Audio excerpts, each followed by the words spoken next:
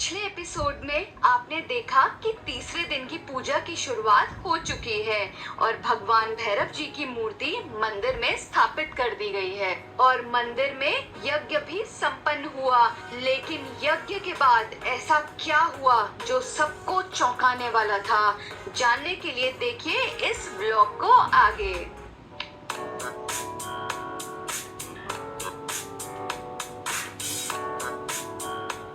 तो आज थी तीसरे दिन की पूजा की शुरुआत। भैरव बाबा की मूर्ति को पूरे गांव में बड़े ही सम्मान और श्रद्धा के साथ हर घर में ले जाया गया। आप देख सकते हैं कि पूरा गांव आज कितना ज्यादा खुश है।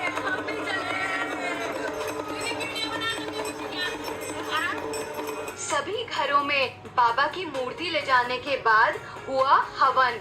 फिर हवन के बाद हम सब मंदिर में गए और वहां जाके भैरव बाबा की मूर्ति के दर्शन किए।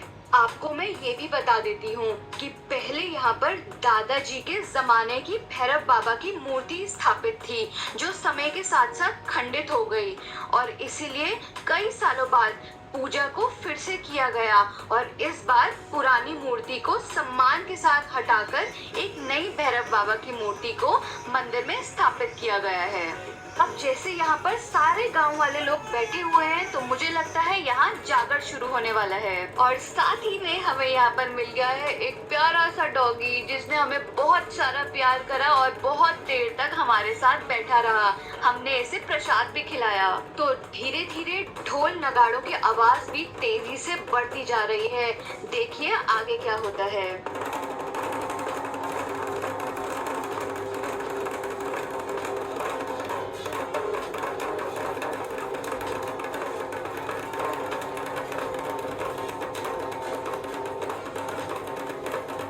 आज पूजा का आखिरी दिन है, इसीलिए देवी देवता भी प्रकट होने लगे हैं। यहाँ बहुत सारे लोग आज इकट्ठा हुए हैं जो अलग अलग जगहों से यानी अलग अलग गांव से आए हुए हैं। सभी भगवान जी का आशीर्वाद लेंगे। इस छोटे से बच्चे को तो देखो, ये भी ढोल और दमाऊ की आवाज में अपने आप को रोक नहीं पाया और कितना क्यूट सा डांस कर रहा है। आज यहाँ एक बहुत बड़ा भंडारा भी हो रहा है जिसमें सभी लोग प्रसाद खाएंगे।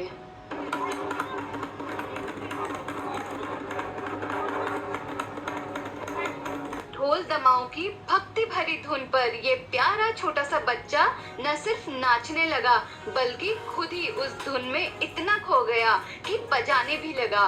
देखकर दिल खुश हो गया। कितना प्यारा लग रहा है ना ये, जैसे उसके रूप में साक्षात भगवान जी ही आ गए हों और अपने भक्तों के बीच आनंद बांट रहे हों।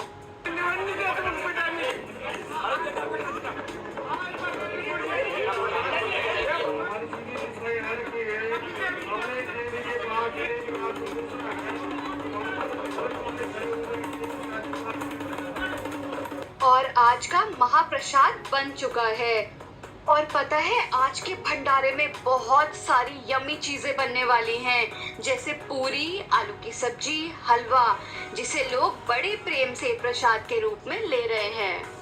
मंदिर में आज भक्ति भरे माहौल के बीच पूजा चल रही है और हमने अपनी तरफ से भगवान जी को श्रद्धा से छत्र चढ़ाया है। और ये पता है मेरे लिए और भी विशेष इसीलिए है क्योंकि मैं आपको ये दिखाना चाहती हूँ कि मंदिर की दीवार पर सबसे पहले मेरे दादाजी का नाम लिखा हुआ है, जिन्होंने इस पवित्र मंदिर की स्थापना अपने समय में बहुत ही श्रद्धा और समर्पण से की थी।